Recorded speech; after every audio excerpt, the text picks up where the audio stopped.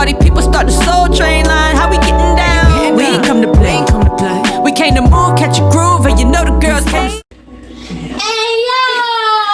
Hey everybody, welcome back to Vibrant Vocations. We just want to thank you for being here. You could have been anywhere else in the world, but you're here right now with us. You're here, you're back with us, because let's just talk about the feedback from the first episode. Apparently y'all rocking with us. I'm gonna stay a little humble. I'm gonna keep a humble posture. Okay. It's so quick. It happened fast. Yes. Got a lot of love. Appreciate you guys so very much. Very much. Very much. Even James Samuels. Yeah. The director and the creator of the movie saw our podcast episode. So shout out to him. Shout out to you all for just tuning in. Man, today's episode is good. It's gonna be good. So we're gonna get us started. So Vibrant Vocations. Vibrant Vocations. All right. So we're gonna start with our check-ins. So first thing on the list, what are you grateful for? So I will get us started. I think that this particular week I am grateful for self-awareness. I have been very up and down in some decisions in life, and I'm just grateful for even the up and down, because that just shows I know myself. I have taken the journey to get to know who I am, get to know my limits, get to know my capacity, and that's a beautiful thing. It really is. That is good. Damn, I want that one too. I've been real self-aware this week. Man, I'm grateful for my friends this week. Because of my self-awareness, I have been in vulnerable spaces and places mentally, emotionally, and I've been able to really lean into my village. So my friends, I'm grateful. I'm so grateful for you all's ear and just like holding space for me. Thank you. Yes. Thank you so much. How many of us have them, friends? Okay now. News, shows, and books. So let's start that off. Tell us about your new escapade. Your new nightly escapade. Tell us about it. Don't do too much. Okay. So if you know me, you know I love cartoons. I'll never not watch cartoons. It's just a part of who I am. We deal with the seriousness that is the world around us all the time. The moment we leave our homes, we have to do that. And so when I'm here, before I go to bed, I watch cartoons. This particular cartoon, it's just so nostalgic. Like I'm really time traveling with this, but I started watching Gargoyles again. Yes, Gargoyles. Come on, Gargoyles. Disney Plus. Shout out to Disney Plus for really allowing me to tap into my childhood and rewatch these shows that have brought me an insurmountable amount of joy. I can't believe like so much drama was in that show, and I was watching it all the time, like with my brother and my cousin. Like that was like an X-Men. Like I don't even want to listen. Yes, X-Men. I just get to time travel every night and watch Gargoyles, but really it's so much drama, so many lessons that I've learned in there, even those that are applicable to this episode. So yes. I've been watching Gargoyles. Okay, well I have a book actually this week. Ooh! Yes, we love to read. We love to read. We do love to read. So actually when I graduated, when I got my master's, my godmother, she bought me Amanda Gorman's book of poems. Okay. Call Us What We Carry is the name of it. And so been sitting on it for a little while because I did not get, rest after my master's. Hopped right back in school. We talked about that a little bit last time. Crazy. And so at my school, I'm actually on the Black History Committee, so we've been doing all these things, and we decided to spotlight literature this year. And so in picking authors, we wanted 2 historical figures, like known, and then we wanted 2 newer authors. And so for our historical, we chose Langston Hughes and Maya Angelou. Okay. And then for our newer, we chose Kwame Alexander and Amanda Gorman. And so as my grade level was going through and making their collage for our presentation, I said, I have a book by her. Like I was just reading quotes and things, and I was like, I like this. This is feeling full. And so I picked that up, and I did not realize when I picked it up it was a book of poems. I thought it was a book, and I was like, I'm gonna get through this for March Women's Appreciation. This is a challenge for myself. And when I saw it was poems, I was like, oh, this is like one of those aligning things. Even like, better, yeah. Even better, you know. So they are a little lengthy, which is not a bad thing, but I just been taking the time to go through and read a few at a time, and I'm loving that. I'm loving that book. I feel like I need to go purchase this. This sounds like something I need to have on my nightstand. Nice. Thank you. Thank you for sharing that. Current food addictions. Food addiction. Well, listen, I just got over, I don't know what I had. I just know I couldn't breathe. Yes. My nasal cavities would not allow air to come in and out, and my head felt extremely full. So I'm gonna assume that I had some sort of sinus infection. I mean, the weather has been extremely late now. So soup. I'm not even sick anymore. Soup. I'm not even sick anymore, but right now, like the current space that I'm in, I'm really looking and needing to be in comfort, and soup has been providing said comfort to me. And so I'm gonna eat this soup. I'm gonna eat the broccoli and the cheese and the chicken and the rice, the tomato, etc., because it's doing it for me until I get tired of it. Yeah, soup is good for the soul. What you eating? They say that. My current addiction is smoothies. I have Are you waking up early and no, I am not. I have kickstarted my nutrition journey again, if you will. And so my focus this time, which I've never done before, and I'm actually really enjoying it, has been getting all my protein in best way I can possible. And a really easy cheat to do that is smoothies.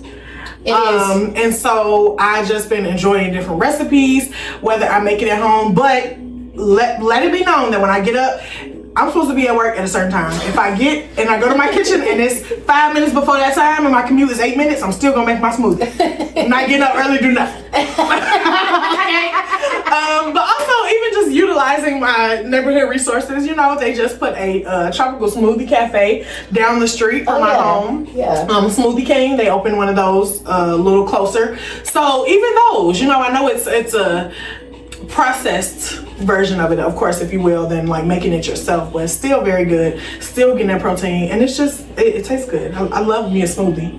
And you know, for the reason that of which you're, you know, looking to ingest it, smoothies, you know, it's gonna metabolize quicker because of the way that you're ingesting it. So I just think that's a good use of wisdom. Come on, fitness. Okay. you gonna get that protein where it's supposed to be fast. For okay. Sure. All right now. All right. Y'all ready? Y'all ready?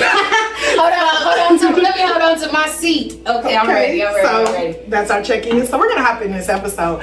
So for today's episode, we are talking about what does it mean to be a girl's girl. Girl's girl. Yeah. Okay. Yeah. This is a term that, although it's not new, has been used a lot in social media recently. And even just the idea of women calling themselves girls, and people looking at it like, well, you're not who I would consider a girl's girl. So we want to dive in and talk about what that means. Who actually is one? Are we some? Okay. Are y'all some? Okay. and let's get into it. Yes. Okay. We want to increase that awareness. Yeah. So first we're gonna talk about the definition. Right? Can't go any further before we talk about what this means. And so first we're gonna start off with our personal definitions of what we think. Right? So in my opinion, a girl's girl is just somebody that is pro women. Okay. It does not matter if this is a stranger on the street, this is your best friend, this is somebody that you used to be into it with in second grade. It does not matter. Somebody that is pro women genuinely and rooting for the success of other women. That's my big picture of a girl's girl. What about you? You ate that up. I share that sentiment. When I think of a girl's girl, when this idea first came to my mind, it's like someone who fosters that sense of camaraderie, you know, with women, as you just indicated. And so, like, as you know, again, you said it so eloquently, but it doesn't matter if you know these people or not, whether you're, you know, just coworkers, see people in passing. I'm certainly somebody that enjoys the art of speaking to strangers. And you know, just being a light in that regard. So you don't withhold a compliment or a smile, right? Like I have this arm's length rule, right? Like if you see me, that it's important to acknowledge me. That's how I feel. That's what I'm going to do to you. Okay. But that's that's how I feel. Like we're not here to be in competition with one another. Right. You know what I mean? We're here to have this synergistic effect, so to speak, like leaning into each other's strengths and just really just cheering for your fellow woman, right? Like just being there, being empathetic when you need to, holding space. Because sometimes you find I work in healthcare, and so no shade to anybody. I don't want anyone to take offense to anything, but statistically, nurses tend to be the most trusted amongst allied health. Let me say that. And so people really give us everything, and so I have a special space that I hold for women of different ethnicities, backgrounds, ages, et cetera, and so that's what I think. I certainly mirror your sentiment with regard to that. But let's look at what Urban Dictionary said. So Urban Dictionary said, now I have to say that this definition came out in 2010. That's what I remember seeing. So a girl who has respect for female etiquette, okay? A girl who is not petty and strives to be ethical and decent in her dealings with her female friends. Someone who prioritizes and values her relationships. And, you know, I feel like everything that we just said kind of falls underneath this. This is a very umbrella definition. It's pretty ambiguous enough that our personal definitions of what we perceive to be a girl's girl fall underneath this Urban Dictionary definition. So now that we've defined it, let's talk about why we're talking about it. Okay. Mean Girls, and we are not talking about the cult classic movie that came out in, I believe, 2006. So you talked about 2010. Let's take it even further. Okay. I believe that was about 06, 05. Mean girl behavior is alive and well. We are 30 plus. You know how you have to go through the survey and it's like 18 to 24, 25 to 30. We are 30 and up, and it is still happening at work, at church. Yes. I mean, everywhere. Grocery store. The grocery store. No, seriously. And so we need to talk about why that is. How does a woman get to whatever point, because there are various stages, but how does a woman get to whatever point in her life and decide that, you know what, I don't like women. I don't like what you do. Oh, you're winning. I do not like it. I'm going to pick on you. Whatever the case may be, because there's different ways to be a mean girl. But I want us to dive into that. So when you think of a mean girl, and even scaling it all the way back to elementary, middle school, what words come to mind? Bully is the first word that comes to mind. I got bullied. Okay. Same. Got it out. Let's put it out there. All right. Same. So bully is what comes to mind. I had really difficulty making. I know y'all gonna see this and be like, you? Yes. When I was a child, I had difficulty making friends. I certainly was not this outgoing woman that I've grown to be. But yeah, I think of bully. I think of nasty. Nasty. I was thinking nasty. Manipulative. Exclusion for sure. Exclusion. Someone who personally looks to belittle you, or make you feel less than, or that experience with that person. They're purposefully looking to ensure that you leave them feeling deflated. That's what I think. Like when I think of a mean girl. So when you think of these words, and going back to us trying to figure out the why, what do you think? Of these women, I guess. They put in these words and these women bringing it together. You know, I'm such a, again, I have to make sense of things as best as I possibly can. And so having, you know, grown up under the experiences that I've grown up under, and, you know, because we are experiential learners, and just kind of having my own spiritual journey, my own, you know, healing journey with regards to, you know, I've been in therapy for 11 years. You know, I've had conversations about Mean Girls from kindergarten and whatever.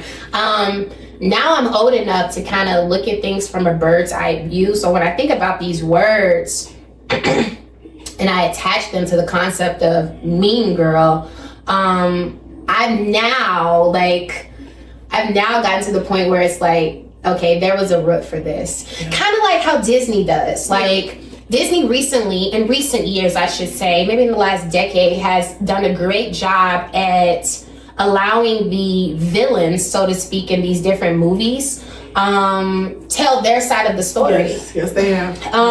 Maleficent is a great example of that. Cruella de Vil, I'm a huge fan of that movie. But even that, now I have, you know, at the tender age of 31, I am able to look at things. I have the ability now to put on the lens of that person. Yeah. If so to speak, right? And so if I, you know, took the time, like we taken the time to think about like the root causes of these things, I think that there are, you know, a plethora of reasons as to why these words are attached to this type of person. Yeah. And they may not have always been that way. So, you know, I first and foremost, we want you all to, you know, we want to kind of talk about the goal of this conversation. And so I'm going to give the mic to Melissa to really expound on that.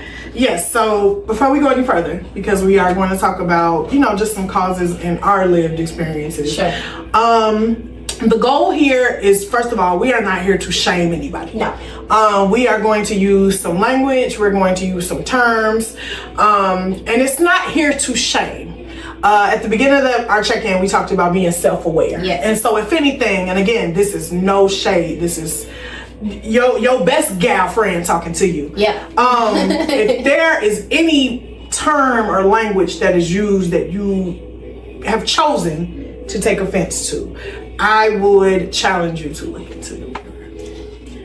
Let this conversation be that. Let this conversation be that of one of your best gal friend holding up a mirror to you. You know, the goal here is just to increase some self-awareness surrounding the, you know, concept of being a girl's girl, because sometimes, you know, we talk about mean girls being around for as long as they've been around. Yeah. But a lot of times people don't know that they are, you know, we just said that we describe these terms, and you can experience these things with people everywhere. You know, like she just said, within your familiar dynamic, at the grocery store, at work, at church, et cetera, et cetera. And it's not to say that these people are intentionally trying to do this to you. So really the goal of this conversation, because sometimes it is intentional, but other times it's very inadvertent. Mm-hmm. They don't even know that, you know, these sorts of behaviors fall underneath the umbrella of bullying or the umbrella of being a mean girl. So that's really it. Yeah. So with that disclaimer, let's talk about some root causes. Oh boy. We just have a little list. Okay, we just have a little list. We in school, so we have to do a little research. Yeah, for sure. No, for sure. And that's what makes a quality podcast, if you ask me. But I'm going to start off talking about upbringing, okay? Because as we said earlier, sometimes there are definitely behaviors, both positive and negative, that are acquired later in life. But I want to take you back to the root, and I want to talk about the upbringing. Mm-hmm. And I think just in our own conversation, we kind of delegated this task to me because I am a teacher, a primary teacher at that. And so you may think, even, you know, based on just what you dealt with going through school or younger siblings or whatever, that you see this stuff middle school, high school. I have taught K through 2 and I've seen it. Mm-hmm. So let's talk about upbringing. So when I think about mean girl traits in upbringing, I think of a couple different things.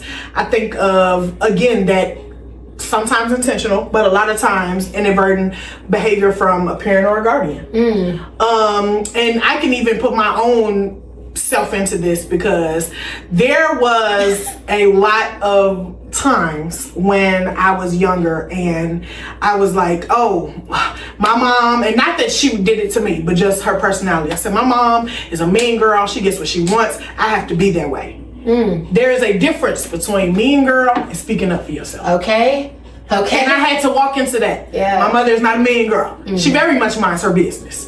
But as a young child who was still working up to that, because again, as Joy just said about what, you would think me, people who know me, they would be like, I'm sorry, speaking up for yourself, that was an issue. Yeah. It was very much an issue in primary school. And so I think that upbringing, definitely with the parent, that is one side of it. Another side is siblings, cousins, All the kids. all the kids, right? So because let's make it very clear that we are differentiating from the adults in the family and moving on more so to the kids, even if they're older, but those children that are within your same age range. Because I have had the girls in my class who, mom may have been like, oh, they're just sassy. That's what they do. No, they're mean, and they're in this classroom bullying these other girls because their older sisters or older cousins or the auntie that's only 5 years older than them are doing it to them. Wow.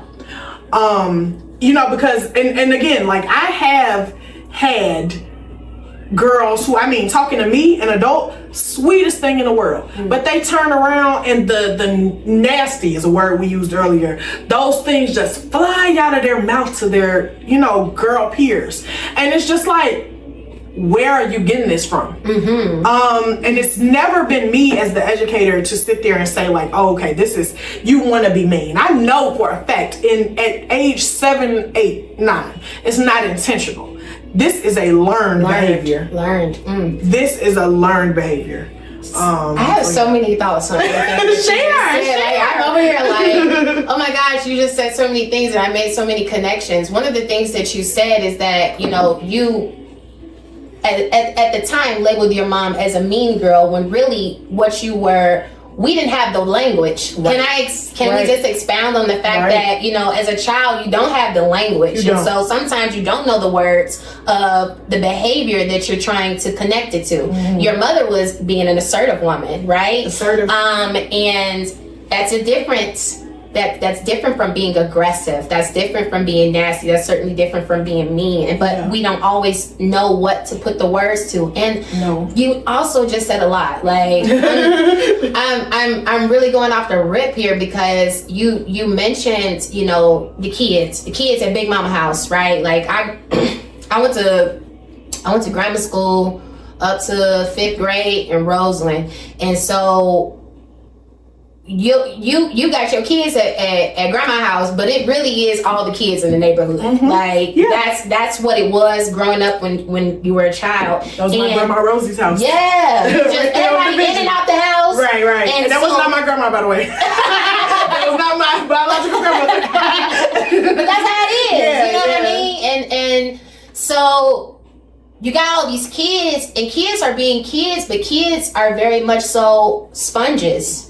And they're malleable, and they, so when we talk about this, what we're essentially discussing is nature versus nurture here. Like, you just said something that was profound. These kids weren't born mean. No. These are learned behaviors, just like, and I hate to be this person, but we go in there, but just like being prejudiced, just like employing microaggressions, just like being a racist, that is a learned behavior. These babies don't grow up and just decide that make an informed decision that I'm just gonna be this way. They hear things, and then you attach words to them, and it's sometimes mislabeling, right? Because you're 100%. A child and you're limited in your knowledge. So that's good. I'm glad. And then just let's put another spin on it. No, so we talked about kind of nature versus nurture, and the kids being around, other kids and learning certain things. So this kind of brings me to the next point that could potentially be a root. Yeah. And that is because we're experiential learners, perhaps. I gotta say this because this is my own experience. Not that I grew up to be a mean girl, but I I was bullied by girls. Right. I got along with the guys just fine. Right. Okay. It was the girls that I couldn't quite get along with. And so perhaps at one point in time, a child who is now a woman was a girl's girl. Because we just talked about kids. Right. And this timeline that we go on. So perhaps this now woman, she was a girl and used to be a girl's girl, but something happened. And now, and it happened by another girl. Right. And so she was hurt or burnt by another girl, and perhaps they were friends, right? As kids, you let everybody your friend. Everybody is your friend. Everybody your friend. You do not. Yes, everybody. You don't know how to delineate to say that my classmate, my neighbor is your friend, okay? Yeah. And so perhaps the friends did something that caused harm to this girl who is now a woman.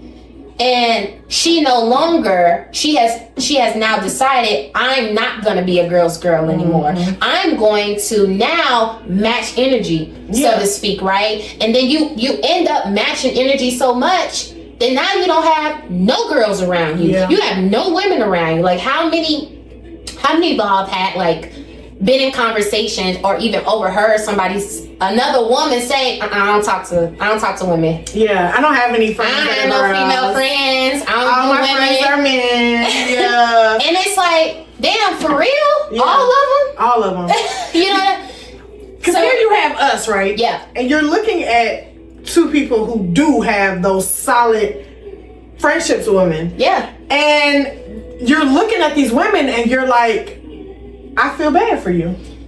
Right, because and let's talk about it, because men are not going to be able to meet the need that a female friend will be able to meet. They just, and listen, we're going to be inclusive in language here. So if this is how you identify, this is how you identify. Okay, so we're going to be inclusive with pronouns. Yes. But the reality is that if you're around a woman and she says, I don't deal with women because of this, that, and the third, it's unfortunate, but I'm certain, I'm more like at least over 95% sure that this comes from the fact that a woman that she once trusted in the past hasn't defiled the trust, and now every woman gonna catch you straight from now on. Right. You're gonna go into every relationship with a woman guarded because one woman essentially, defiled your trust, thus not allowing you to create space to have established that kind of trusting rapport with another woman. Yeah. So, but it is difficult for us to grasp because we do have this solid friend group of established women who all are very different and offer so much to the relationships. Yeah. And you do feel bad for them. You do, because it's like, damn, like, dude, how is that? You're not going to get it. There was actually a TikTok trend that was going on very recently, actually, and it was just these women, making lighthearted jokes about having a male as a best friend. Okay. And the type of responses that warrants to different things. And I mean, in short, without showing any clips or anything, they were all very insensitive. Not really good listeners. Kind of grouping women in together. Oh, you saying this, my sister done said this, so clearly y'all got the same problem. And it's just like, you would not continue a friendship with a woman who responded to you like that. If you had a woman friend, right, you would cut her off. So why are you allowing that man to treat you like that? Interesting. So the gears are turning. The gears are turning. That's just what I thought. That's what I thought. The gears are turning. And listen, fellas, especially if you're tuned in, and we appreciate you guys for being here, because really and truly, you can be a part of this conversation. For sure. Very universal. Absolutely. We appreciate the dynamic that you bring to the relationships. We really do. There is I believe in that the balance that comes from the energy that you bring into the conversation. Sometimes we don't know, right? And then you get to fill that gap. So we certainly appreciate you. But it's just something to think about when a woman says that she has no female friends, that she chooses not to deal with any female friends. Yeah. What about societal pressures? So let's talk about societal pressures. I don't know if you guys are able to tell. Out of the two of us, I am the social media. I don't want to say junkie, but I don't have a tic-tac. I am well versed in Twitter and Facebook and Instagram. But with that being said, when we're talking about society, we're talking about competitions. First of all, I think that there's two polar opposite ideas out there, and I want to know what you think. But I think that there is a grab and an audience for being a girl's girl, quotations loosely, and then there's a grab and an audience for being a mean, messy girl. When you hear that, where do you think, they're in the, not only does the money lie, but where does the genuineness lie? Do you think that these women who go out there and like, oh, I'm Messy Maya, this is my show, this is what we do you think that Messy Maya could actually be, Maya Johnson from Chicago, and she's actually the sweetest girl people have ever met? Like, what do you think about that? Ooh, okay. That's a money grab. It's a money grab. So you're saying that people attempt to employ certain behaviors to portray themselves as either a mean girl, Messy Maya, or a girl's girl. A girl's girl. Because both of which have audiences, both of which can be monetized. Yes. Yes. Why just be you? But just be you. Right. And even taking it a step further than that, because this is something I see a lot. I want y'all mad at me. I want y'all mad at me. Take your time. These girls empowerment brunches. Now, I am a small business entrepreneur. I have been to a networking brunch that was indeed that. The host, fabulous woman, love her. I don't know if she'll ever see this because she really is not on social media, but shout out to Tracy. She was a Virgo, loved her. That was my first time meeting her. I love Virgo. Everything, like she's epic, okay? Yes. What a woman. But with that being said, there are other women who do these things, and again, you see it on social media. It ends up being, because they're usually influencers, so it ends up being a meet and greet with a little burger and a potato. Just one.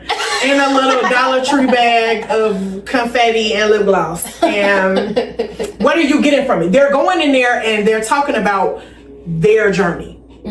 But I think the thing that we need to separate is, how do you feel your journey is empowering somebody else? I don't think that these women go into these situations with speaking about their journey to empower someone else. I think they want to go in and say, well, I started my business right here in my bedroom, and now I got a warehouse and I'm doing it big, which is beautiful. Yes. Love that for you. Yes. But, and I can only say this because I have too, had the idea of spinning about like empowerment brunches.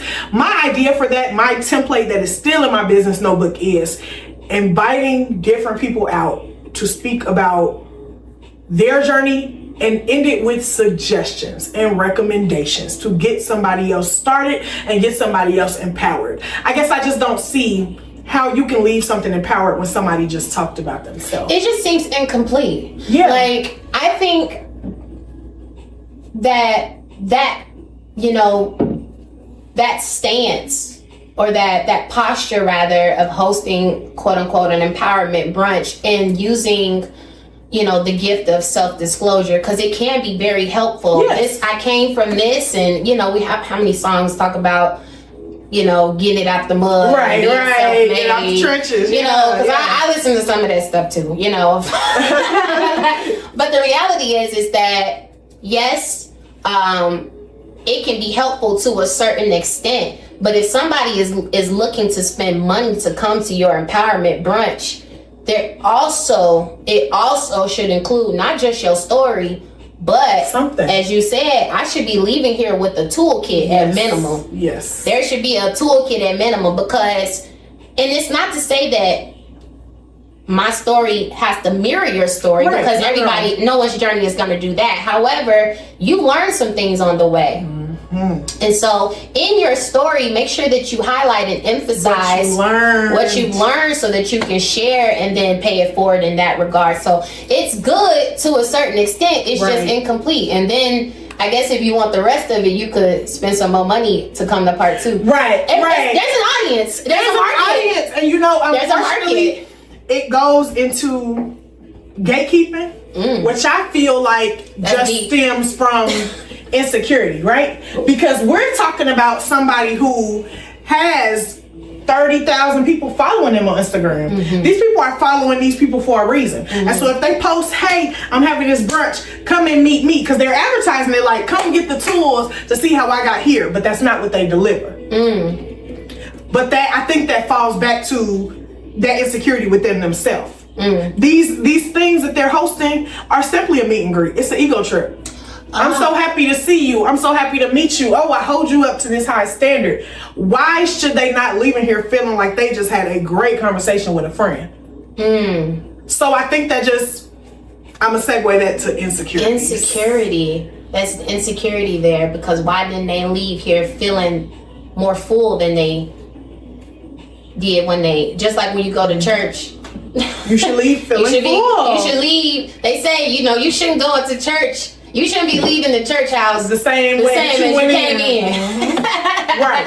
Well, listen, I think insecurity is a huge root cause of being a mean girl. I do. Kind of, if I can attach it back to that whole notion of this young girl being burnt and now she has no female friends. Yeah. Now we have an insecurity being around other women who are kind women, who are empathetic women, who have great attitudes, great demeanors, and just overall great characters. But you are uncomfortable in these shared spaces with them because you aren't securing yourself because of something that might have happened to you some time ago. I'm a huge advocate of therapy. You're going to hear that a lot because it's been very beneficial for me in my life journey. And so sometimes that insecurity, you can get in your own way. Yeah. Oh. You can get in your own way. You could be in the room with the right people that can nonetheless aid as catalysts to really change the trajectory of your life. But you allow your insecurities to surface and you get in your own way, right? And sometimes it's also there's a significant projection that comes from having these undealt with insecurities. Listen, hear me. To be human is to have insecurity. For sure. It's a part of the human experience. When the insecurity gets to a place or a state where it encompasses your whole being, that's debilitating. Yeah. Listen, life is about making connections. We have to listen. You need other people. I don't care. I do not care about what artist said what and what you've concocted in your mind. You need other people. People need people, okay? And so you don't want to serve as your own barrier by allowing your insecurities to essentially suffocate you and put you in this guarded position where I'm not gonna let anybody get close to me, right? Or you automatically just project certain energy like, I'm gonna get you before you get me, because you've been harmed in the past. Right. And so since you haven't dealt with that, you can't come into this newness, right? Because we all done been hurt. Everybody, listen, if you, from grammar school. Right. You at 31, almost 32 this year, right?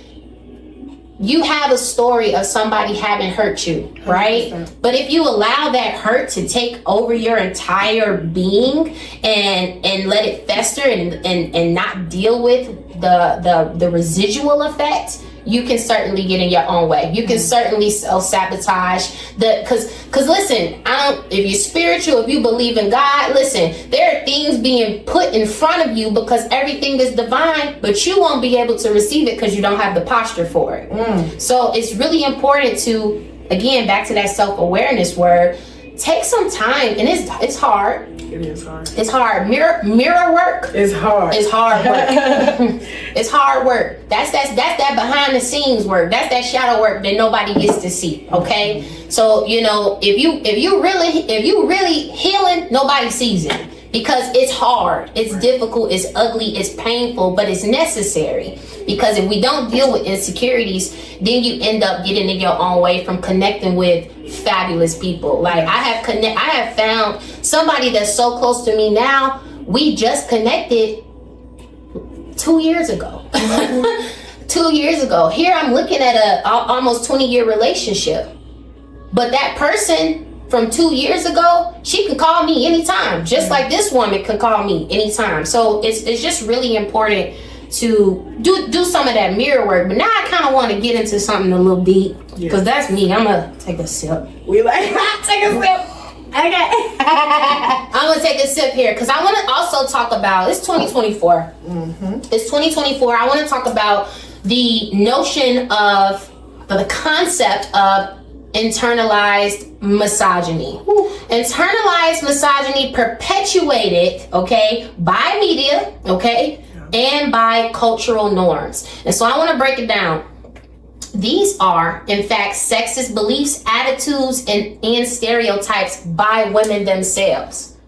That's why I said it's internalized misogyny. Women are doing it to themselves. Right. You're simply putting yourself in a box. So I really want to take the time to break it down here, okay? So this is when women believe and perpetuate harmful stereotypes and biases about themselves and other women. And it can be the result of what they see in the media and what society tells them about a woman.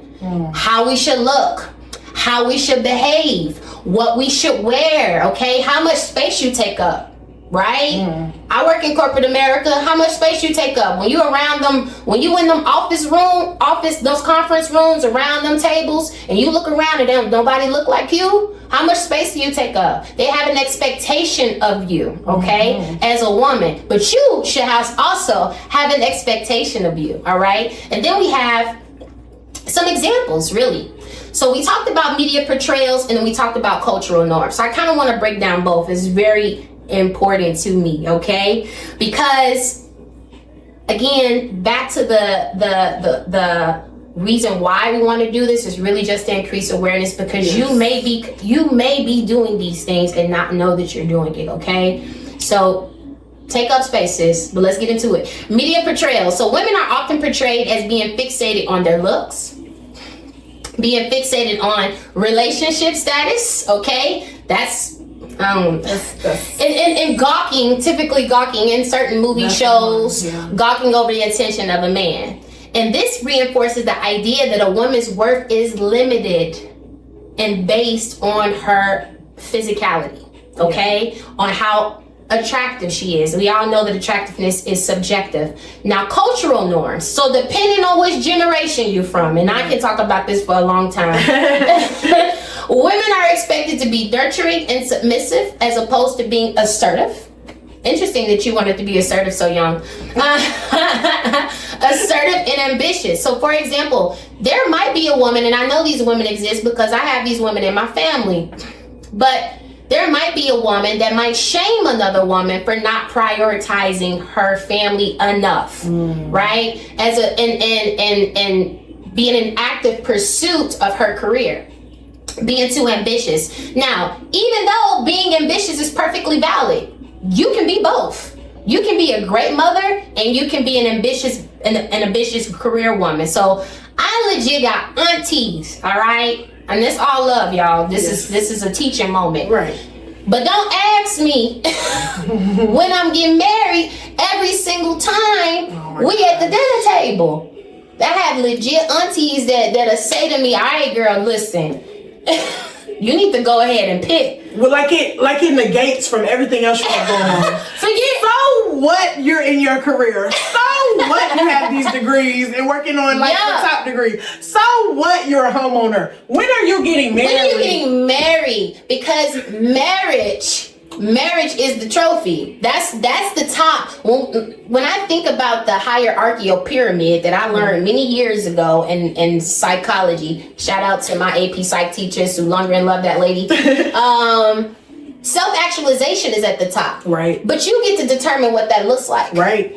You get to determine what that looks like. And I'm sorry, y'all, I don't have no Pinterest board in my phone that exhibits my dream wedding. Okay? I do. She does. And look, no shame. right. It ain't no shame. Yeah. Because it's all a matter of individuality. Exactly. As what opposed you to deem as opposed to what society or cultural norms deem to be important. Yeah. I've had older nurses that I've worked with that will say those types of, don't even know me for real. Right. You don't know my familial dynamic. You don't know my roots. You don't know my origin. You simply work with me. We got 12 and a half hours that we spend together, and you have the audacity to tell me that you need to hurry up and marry somebody. Listen, times have changed. Yes, they have.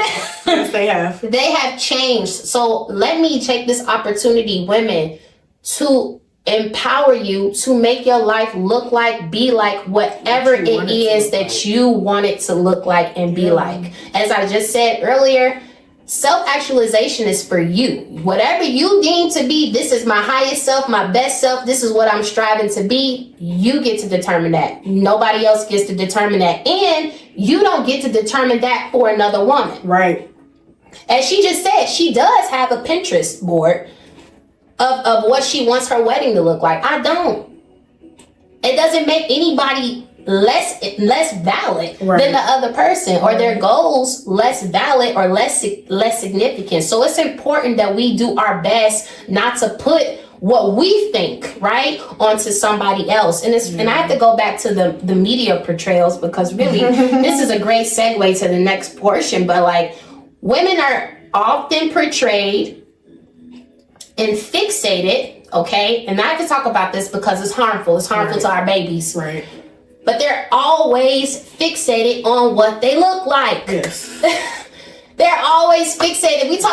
I can't even tell you how many things I've read about what social media is doing to children and their mental health. Right. Because they're trying to look like something and be like something that really is not what you're supposed to be like. Yeah. It's not. People don't know what real people look like anymore. No. We have too much technology. Yeah. And so you can mix shape, whip up, whatever you want. You know, make your breast bigger, make your butt bigger, and it's unfortunate. It's an unfortunate truth, really and truly. Because these are pictures, and they're your pictures, but you feel the internal need to go in and manipulate them. Right. We have to, where did that come from? And like you said, it came from the society and what people see as what they deem as beautiful. And people wanting to make their pictures look like that because they feel like this is what's going to get the engagement. This is what people is going to see. Mm-hmm. So what when they see me in person, I don't actually look like this. I'm not actually shaped like this. It's not congruent. Right. This is what I need to do to be big on Instagram, to be big on, and it's nuts. It's crazy. And then your superstars or your superheroes also are perpetuating this kind of behavior. Yes. You're attempting to diminish somebody because they're taller than you. Yeah. You're attempting to diminish somebody because they are in a larger body than you. Yeah. It makes no sense. And these are women. These are women who are doing this. Right. So that's why we have to take the time to really dissect the root causes so we can get to thinking, get the conversation going, because we got kids behind us. We do. I have nieces, okay? Yeah. I have little cousins, and it's very important that I be the example and pour into them to let them know that you are beautiful and you are enough. Right. You are enough. just the way that you are. God didn't make no mistake with you. You are beautiful and you are enough. And we need to do that more in our homes. We do. And that is something that is so, like you just said with your nieces, it's something that's so big to me at the classroom level. Yes. Because I don't know what they hear at home, unfortunately. And so, you know, when I have, you know, the girls come in and let's just say they always have braids and they come in with their natural hair in between appointments, you know, I make sure to highlight that. Oh my goodness, I love your hair. Same way I'm complimenting those braids, I'm complimenting your 4C curl. Yes. Because you're beautiful like Yes. this. And I don't want you to think that those compliments only come when it's something that's separate from naturally you. Yes. You know, and even in that same right, you know, talking to them, like when they say things, I don't know, I'm just big on complimenting, and I mean everybody. I do work in a district that is primarily African American, but complimenting everybody. But I do want to pour into these young Black girls, and you know, they come in, oh, do you like my outfit? Yes, girl, you look cute, you look beautiful. Put that on. And like I want them to know, and I am that one. I am going to gas. I am going to pour it into them if they don't ever hear it again. Because I need them to know. It's so important. Yes, it is. Oh, but gosh. you touched on talking about women pulling out these natural traits, especially physical. Natural, physical. You talked about Yes. us talking about people that's too tall. Right? Because that's an insult now, I guess. You too tall. To be too tall. That's an insult. I mean, whose fault is it? Because it's not mine. Is it the child's fault? Right. If they're 5'5" or if they're 5'10", does that take away from who they are as an individual? Yeah. And I mean, listen. This is a teaching moment. Right. At one point in time, I too was guilty of this. How tall, dark, handsome, straight across the board. Like, but what if he's everything? Right. What if she's everything? She has all of these things, and I'm limiting it based off of what society deems to be beautiful. Right. Society deems, if that baby has green eyes, they have pretty eyes. No, that baby has pretty eyes if they brown, green, gray. Yeah. Okay, like we have to stop. That's real. Oh my gosh, they have such good hair. No, all hair is good All hair. hair is good Okay. hair, yeah. And thank God that they got in the lab and started dabbling with these natural hair care products because it's we were limited, okay, back in pink. No, okay? seriously. That blue magic, okay, we were limited. And so I'm glad that we've started to embrace, and I mean, I'm talking to my sisters at this point in time, that we've started to embrace our natural beauty and the things that makes us beautiful and the things that set us apart. And might I say, the things that people are from other races and ethnicities are looking to mimic. Yes, they are. Yes, okay, they are. So it's very important to just I'm so glad. I mean, I tell you all the time that you're my favorite teacher, although we're friends and obviously I'm biased, but I know how you handle these children. Yeah. And it's just so important at this grassroots level to let them know who they are, because I remember my very first day of kindergarten. I remember my preschool teacher and what she allowed those children to do to me with regard to bullying me. Right. Those things stick and they have an impact. Yes. And so it's very important that we use our many gifts and talents in the places that the Most High has allowed us to be in to speak life into people. So yeah, absolutely. Back to the being tall. Back to being tall. So, I'm sure you all saw. We were talking about the media. So I want to take this idea of being a girl's girl, and I want to frame it to this Meg Thee Stallion and Nicki Minaj situation. First of all, let us just say that yes. Go to therapy, number one, but number two, let us just say that music should be music. Okay? Mm-hmm. You should take all of your talents in the booth.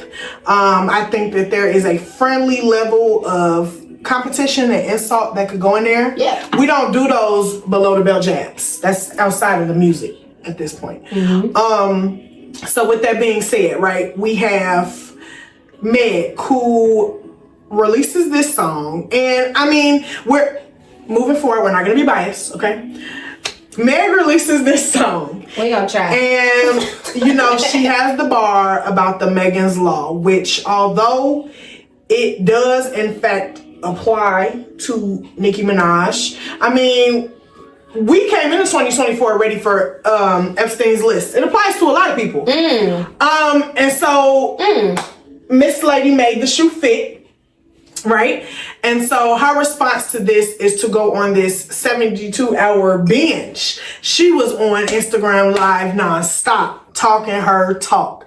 The song is coming out. And then to go as far as, number one, including Meg's deceased mother in her song, but also to not speak up on the fact that her fan base was trying to go and can't think of the word, mess to with the cemetery. Yes, they had to actually up the security at the cemetery. At the cemetery where Meg's mother lay to rest. And the issue with that is they're putting these in the comments, right? And Nicki is choosing not to say anything. That's a lot, though. To not say anything is also a lot, for sure. And so then we have it at the, I'm gonna call it the end, because Meg never responded. And now she got her Nike endorsement going, okay? And so she's still working. But how do you feel about everything we just discussed in that and applying it to that situation specifically? What do you think? I have a lot of thoughts, and I'm, unlike my co-host, I am extremely biased. And listen, I'm a Nicki Minaj fan. I am a fan of her music. I used to be a barb. I ain't gonna lie to y'all. I used to be a barb. Never was a barb. Never was a barb, but a fan of her music. Yes. And I empathize with Nicki. Nicki is that girl that we talked about earlier. Yes. Somebody hurt Nicki. Yes, okay, Nicki can't get along with too many people. Mm-hmm. And I mean, I also think that, the industry in itself is brutal. And so I just think there's some undealt with hurt. Mm-hmm. Also, there's some accountability there that might sting. So even when she does her mirror work, if she does her mirror work, Megan's Law is applicable. Right.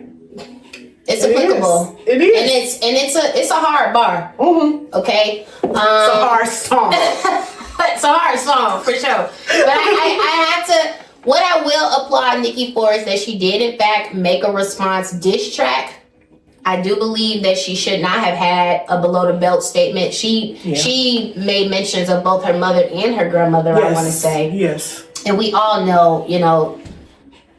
I guess, the question comes up, well, what's below the belt? What's considered below the belt? Well, if someone is looking to actually go to where the deceased person lays to rest and do something to the headstone or wherever the space is, that's too much. That's too much. Keep it in the music. Unfortunately, listen, I never listened to Nicki's response to Meg. I was on Twitter. I heard what I needed to hear from my reputable sources, and I heard that she essentially said everything that she was talking about on live and that she tweeted about. So I heard the record was a flop. That's what I heard. I didn't have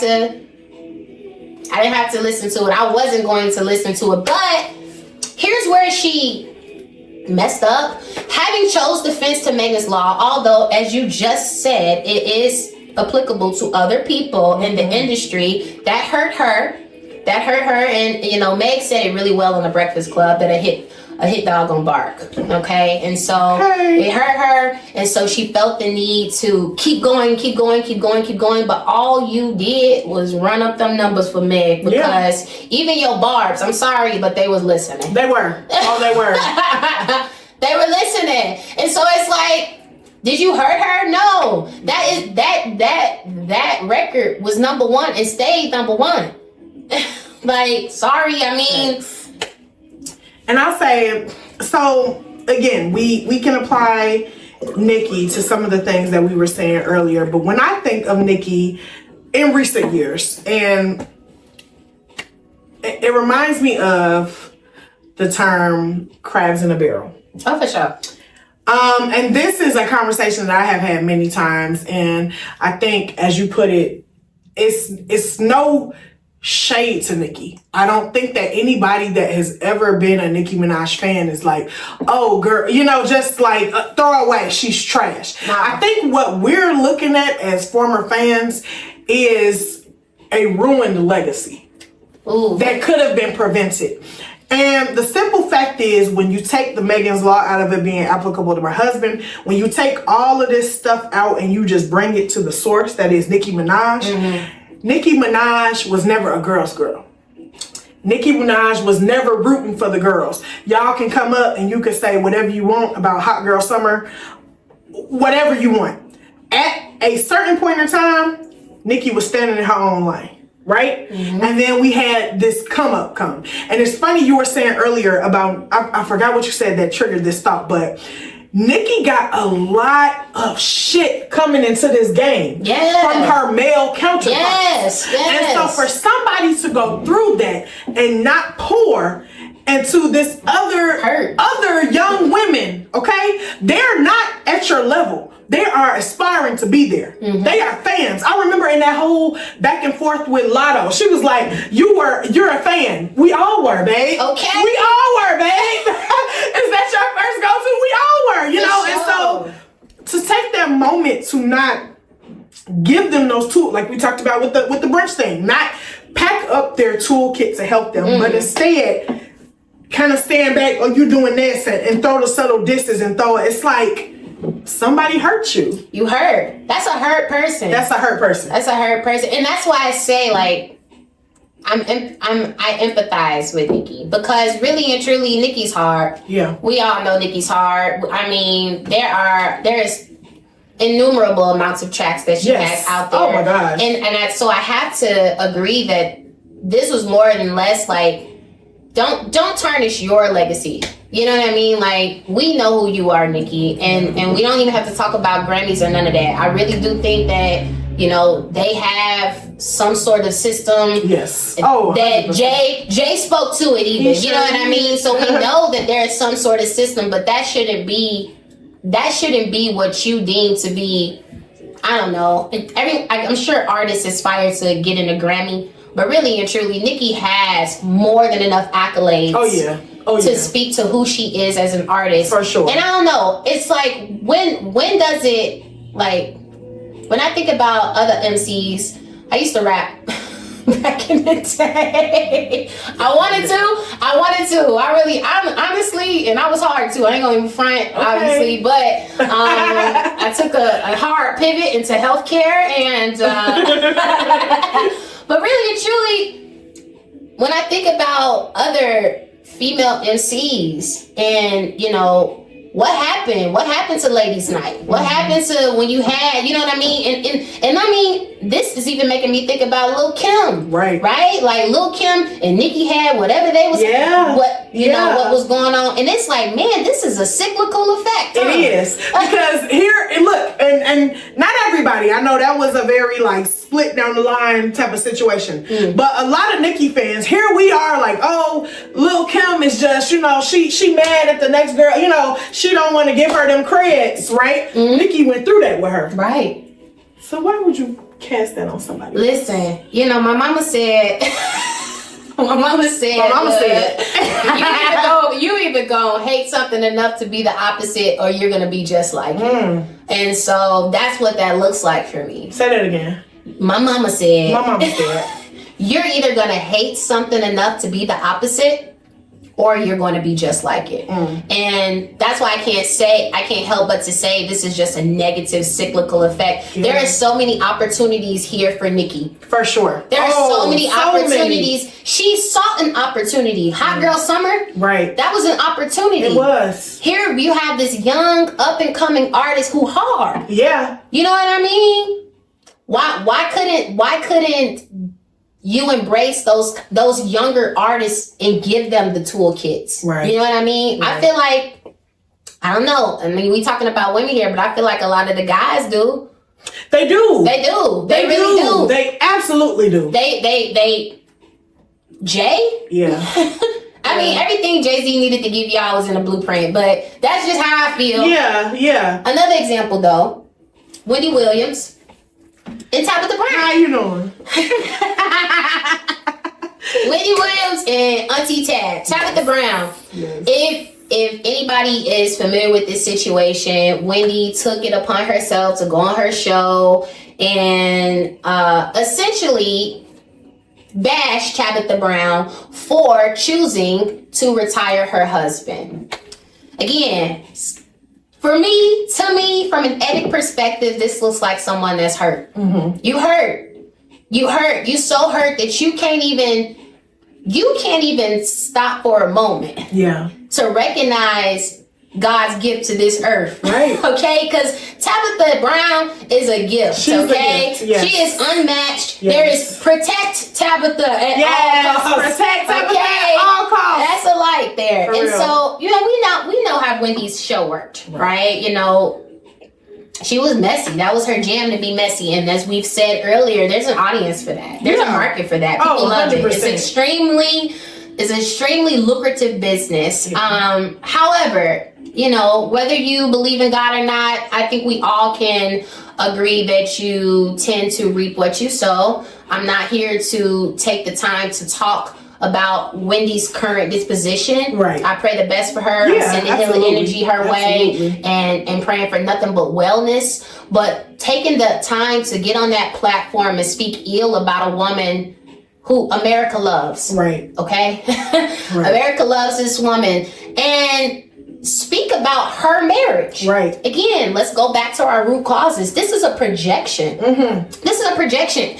It's out there. Kevin Hunter, Wendy Williams' ex-husband, took advantage of her financially during their marriage. Some sources claim that he had control over her finances and used her wealth for his personal benefit. It's out there. Look it up if you want to. She took her platform and took the time to try to bring down this sister. Right. Okay? And her marriage, when you don't know their marriage. No. You know what I mean? And I love Tabitha Brown because she really took the time, first and foremost, just to speak on that a little bit, because she has spoken about it. She recently just finished up a book tour. Her second book is out. Go cop that. And she talks about her spiritual gifts, but she talks about that journey to becoming who she is. And her husband, her partner, was an active participant in the Tabitha Brown that we know today and that we love. And so he was there. He packed up. He supported. And so they came to an agreement that, look, when this much money is in the account, then you're gonna retire. Because at the time he was working for LAPD. Right. You're gonna retire. And so that's their marriage. That's what they decided was gonna be helpful for them, because it ain't like he's just sitting at home spending her money. Right. He has a non-for-profit. Now he's actually doing something that he wants to do. He has the time to do it. And I guess, take the time to really go listen to Tab. But she had an interview on the Breakfast Club that I just was like, man, I love this woman even more. But really and truly, she expounded on, people don't know what partnership is. No. You have no idea what partnership is. No. You're so quick to exploit your relationship all over the media and not really know what it means to have a true confidant that believes in you, believes in your vision, believes in your gifts, and is willing to make that sacrifice so that you can be who you felt that God predestined you to be. Right? And so that was what her husband was. And she speaks about it not being just easy and seamless. Yeah. Right? But she never denied his undying support. And so put yourself in the position where you can financially retire your husband, financially retire your partner, so they can go and do what they actually want to do and still make some money. You're going to. Come on now. That was a clear projection. So instead of celebrating his sister, she decided that this was some hot topic that she wanted to talk on. And to Tabitha Brown, because she did respond. Unlike Meg, she did respond, but she's a class act. She responded with such grace. She responded with such love. Like there's this book that I reread over and over and over again by Priscilla Shirer, and there's a part in there that it's called The Resolution for Women, and there's a portion of that book that speaks to resolving to be a woman of grace. Mm-hmm. That's Tabitha Brown, man. Tabitha Brown said she prayed for her. She wished her love. You need some love here, okay? Right. Being able to see that this is what is causing you to be this way, and speak about my husband and speak about my marriage. And I can't help but to bring up, and I know this ain't Bible study, but we already talked about us being church girls. But Romans 12:20, if your enemy is hungry, feed him. If he is thirsty, give him something to drink. In doing this, you will heap burning coals on his head. So the imagery of heaping burning coals is often interpreted, okay, as a metaphor for the transformative power of being kind and compassionate. Mm-hmm. So by responding to mistreatment, by responding to hostility, okay, your kindness then can prompt feelings of conviction in the other person, hopefully changing how they moving forward, you know. And that's the woman I aspire to be. Yeah. Tabitha Brown. Yeah, that's shout out to Auntie Tab. Shout out to Auntie Tab. Yes. Because if you can meet hostility and mistreatment, or someone who is persecuting you with their words with kindness, that's already your ticket to perfection. Yeah. If you ask me. Okay? That's it. That's it. That's all.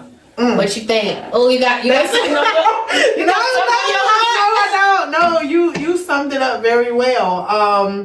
And I guess because we didn't see it here in this example, but I guess just in the grand scheme of this conversation, it makes me wonder, especially when we're talking about the women who become mean girls or not friends of women later in life, if that type of response, how do we change that? Is not being a girl's girl and meeting somebody that is offering that unwavering kindness enough to persuade them to let me try this. I think so. Yeah. I do. I think so. And I think that's why it's so hard to do. Right.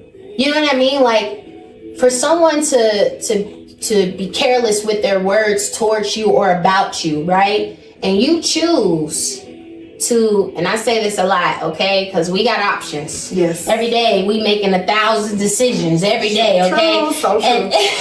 And so you can choose to operate always from your higher or your lower self. We all have different frequencies, right? And we get to make a decision which one we're operating. Which one we gonna do? There's a lot of functionality happening up here before things are allowed to come out of your mouth, right? So there's a process before things get to come out of your mouth, because once you say something, I'm sorry, but when we was kids, you'd be like, I take that back. Right, you can't take that back. You can't take that out there. It is in the universe, that it has fallen on ears, it's out there. Yeah. So I think it's possible. At minimum, it might not be something that manifests in real time. Yeah. But I do think like the conviction component is a seed that's been planted, and I do think that the divine will put that person in other people's places and spaces for that seed to be watered and essentially grow into something that can change that person's life. Okay. Imagine that. Imagine you being the root for someone deciding that I'm not gonna do this no more. Right. This is harmful. You know what I mean? Because a lot of times people expect, like, if they coming at you and they woofing, they expect that back so they can keep going. Right. You do that, somebody woofing and coming at you, and you decide, look, I wish you nothing but the best. Right. I'm praying for you.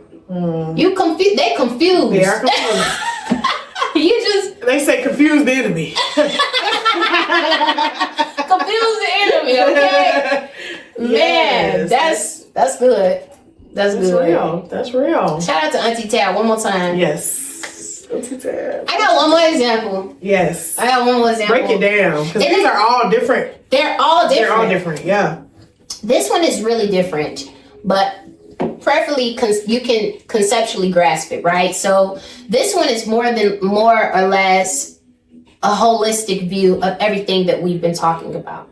And so I want to bring up Tiffany Cross versus MSNBC. For those who might not know, Tiffany Cross is the American TV personality. She's generally speaking, but she's a political analyst, and of course she is an author. So look her up. Shout out to Tiff.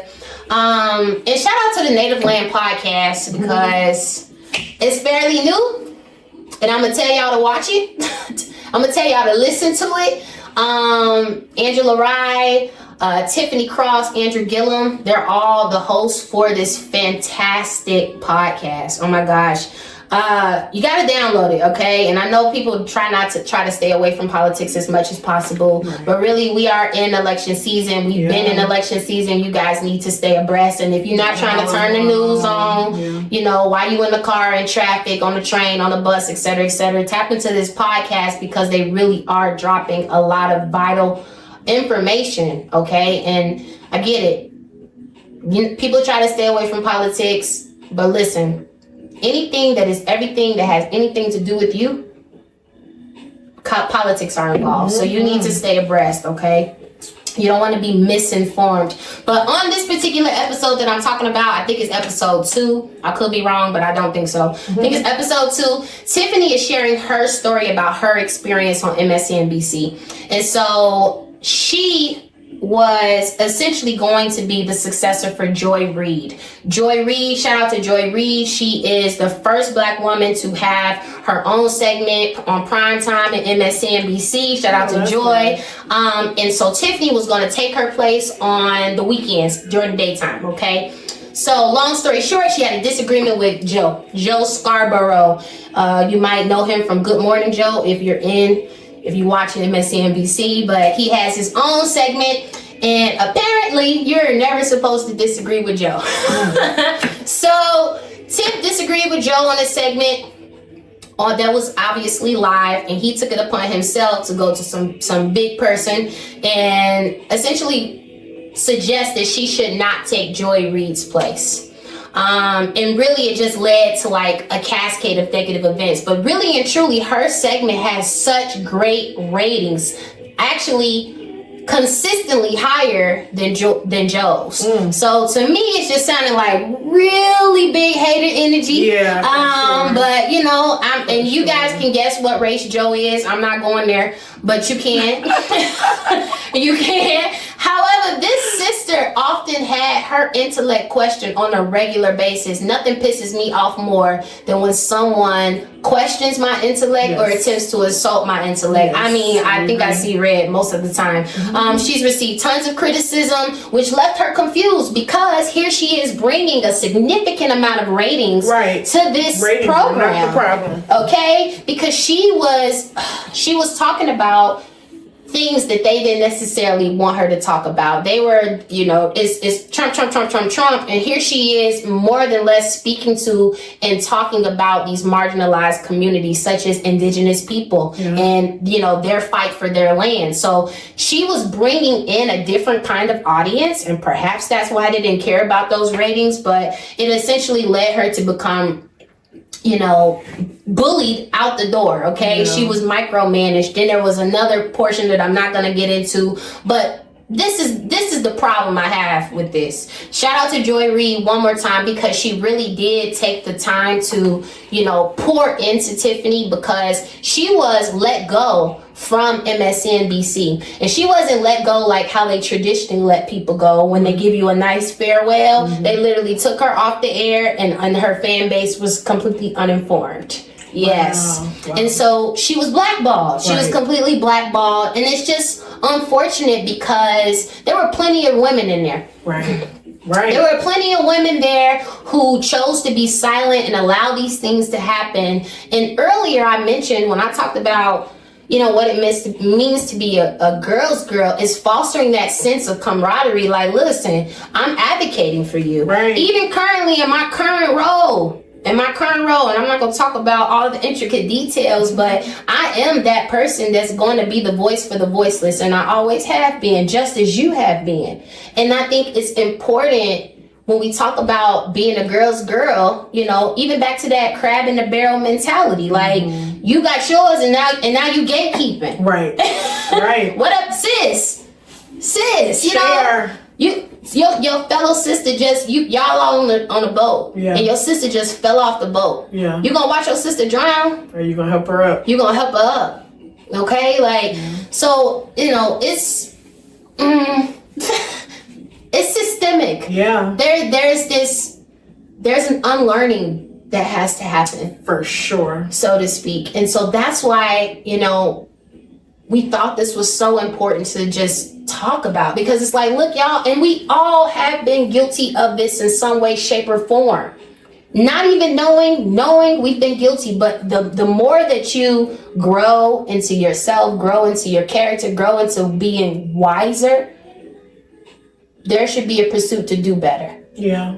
right? And be better for people around you. Yeah. That got deep. They got deep. Little We bit. said we was gonna get We deep. said we're gonna get a little deep. I don't mind it. I don't think y'all mind it. The conversation needs to be had. Yeah, It for does. sure. It does. For And I mean, sure. it just kind of makes me think, even like, I suppose people, but we're talking about women, but I suppose women will go out of their way to, maintain this place in this hierarchical system. Yeah. You know what I mean? Like, Yeah. back to Nikki, right? I guess you will go out of your place to drop a bar about someone's deceased mother, that of which she's still grieving over, right? Like, or to not speak up when your stands, because that's what they are attempting to go violate this resting place of her mom. It's like come out of that spot. You too scared to come out of that spot, like, and I don't know. It's a lot of unwiring that has to happen. But you gotta want it. Yeah.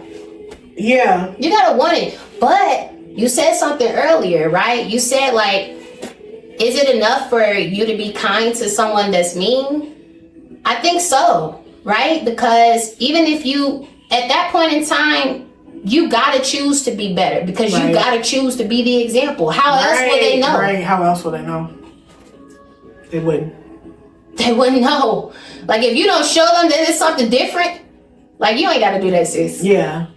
Yeah. You ain't gotta do that, sis, because I'm secure and whole enough in myself that I'm not gonna fall for this. Right. Or I'm not gonna be reactive to this. Right. I wanna take us into a little more light out of that. Yeah, let's Who are some of your favorite girls? Tabitha Brown. Yes, Tabitha Brown, as we've said. Issa Rae. Beyonce. Meg is totally a girl. Sherry Shepherd. Okay. I love Sherry Shepherd. First of all, y'all need to get into daytime TV. If you don't, I be at work watching Sherry Shepherd. Tamron Hall. Keke Palmer. Keke Palmer. Shout out to Keke Palmer. She from the land. Fantasia. Yep, to the good Fantasia. Okay. Shout out to my soror. Tia Mowry. Tia Mowry. I love Tia Mowry, but not Tamara. Not Tamara. Why? Not Tamara. I will not elaborate. Tamara Mowry is not a girl. I'm sorry. Let me call her by her name. Tamara Mowry Housley is not a girl's girl. Angela Rye.